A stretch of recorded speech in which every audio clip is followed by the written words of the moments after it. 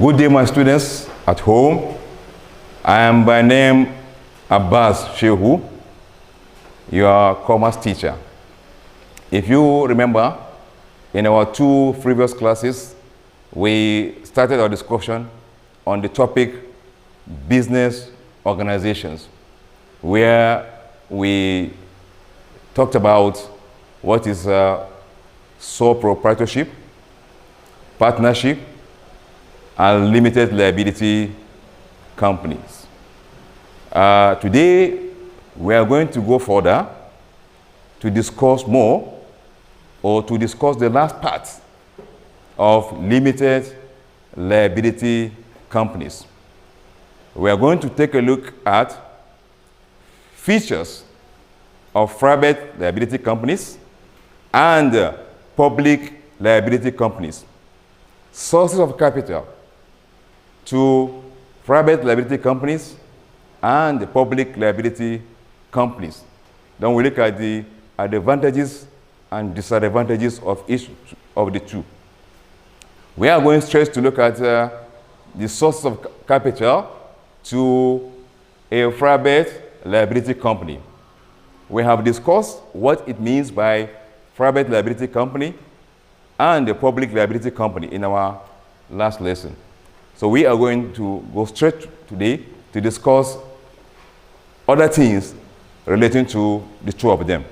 And like I said, the first we will look at is sources of capital to private liability companies. What are the ways through which they get money, which they use in the course of running or carrying out their businesses? There are many ways, as you can see, for those of you watching us.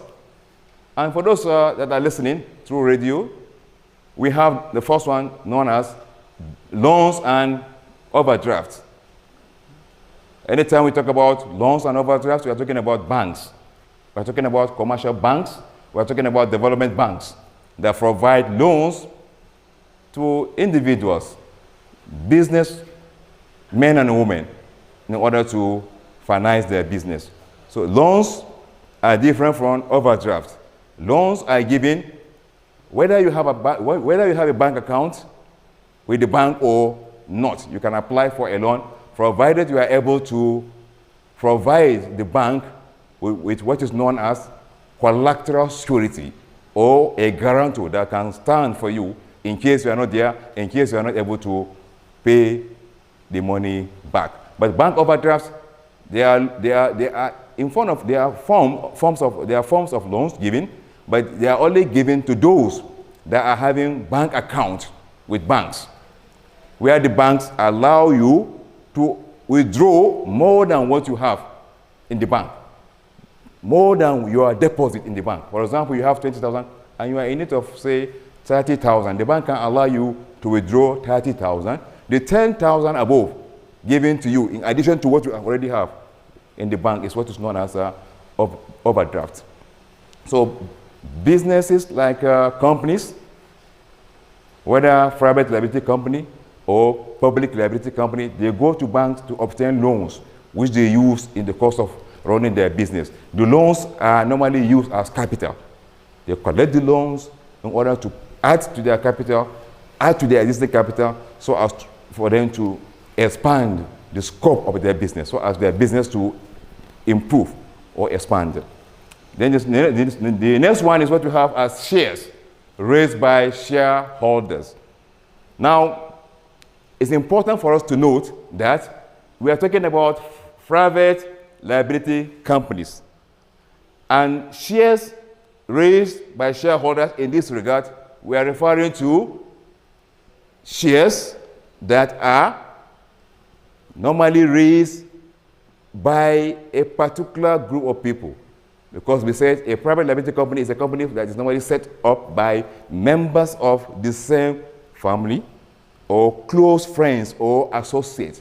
If you don't belong to that group, you cannot buy share through limited, you cannot buy share in a limited liability, in a private liability company. It is only when you are or you belong to the group of friends or family members that they can agree to sell shares to you that can give you the right to become part of the company, to become a shareholder. So in a private liability company, when we talk about shares here, raised by shareholders, we are talking about those particular group of individuals, whether friends or family members. Shares in this regard do not include public, because the public are not invited to buy shares in a private liability company.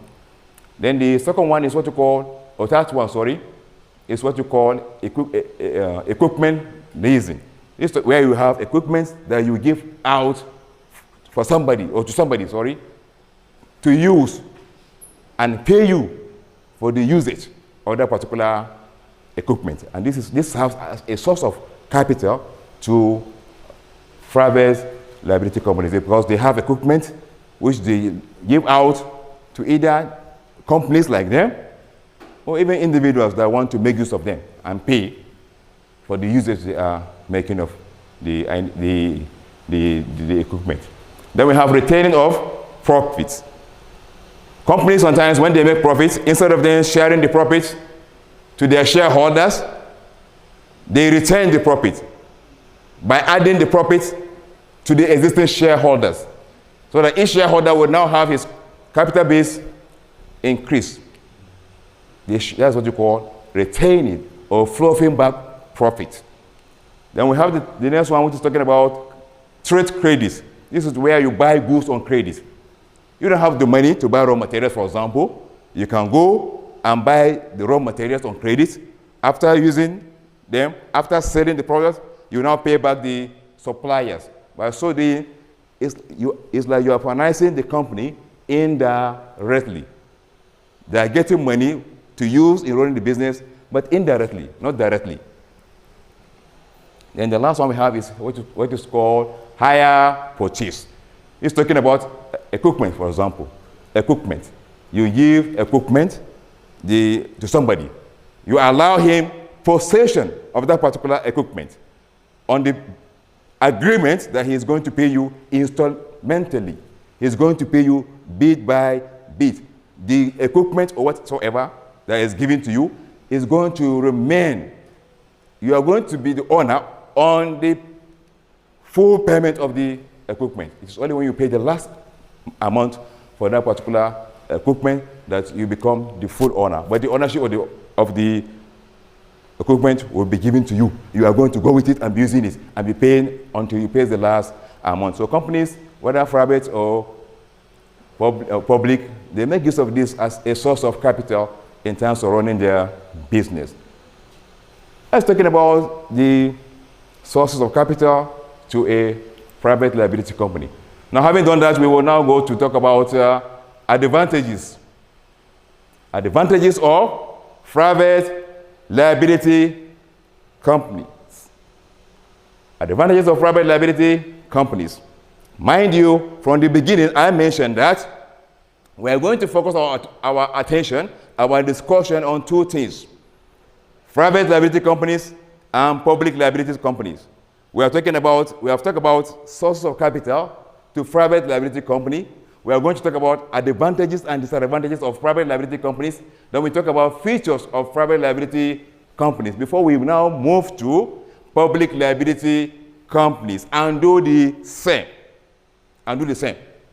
So all that we are saying now is based on private liability companies. We have talked about their sources of capital. We are now going to talk about advantages of private liability companies. Number one, we have what is known as large capital available. There is large capital.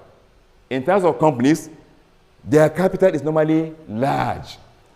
Unlike a sole proprietorship, there is just only one. In case of partnership, where there are 2 to 20, the capital available is not as much as when you have 20 to 50 shareholders, each contributing his amount of money to fund the capital of the company. So in this type of company, the capital is usually available, it's usually large.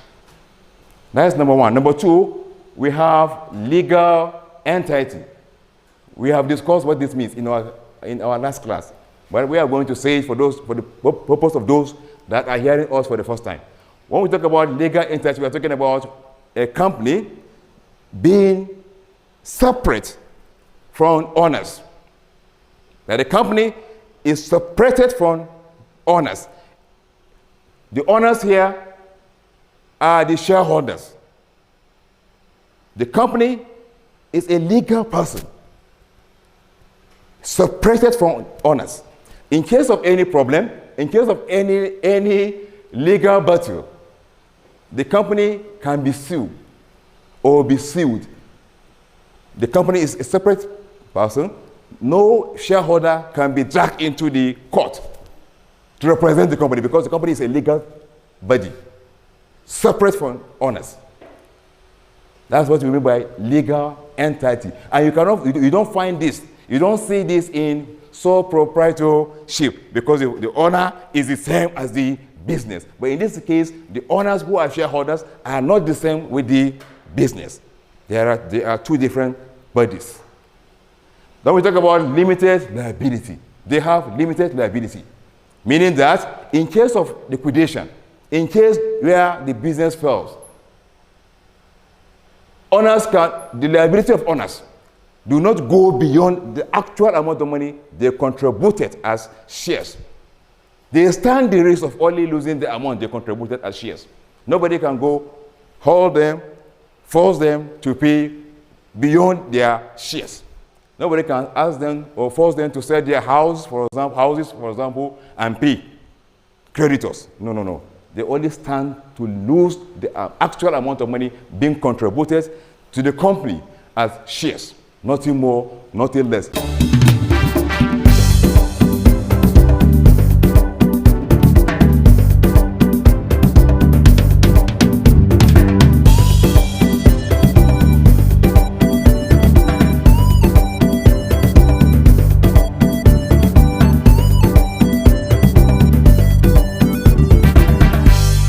But in case of a sole proprietorship or a partnership where there is the problem, a court can force him to sell his personal property in order to settle debts, in order to settle creditors. But this does not happen in case of a limited liability company, be it private liability company or public liability company. Then we have the fourth one, which is talking about continuity of existence. Continuity of existence. Because the shareholders are many, we say they are normally, in case of private companies, they are normally from 2 to 50. So the death of one shareholder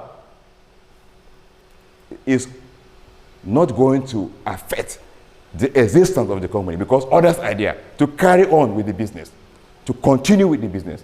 Unlike where we have only one person, by the time he is dead, the business, in most cases, die along with him or her. Then we have the next one talking about efficient management. In private liability companies, there is what you call efficient management because experts are employed to run the affairs of the company, to run as board of directors. Different individuals are recruited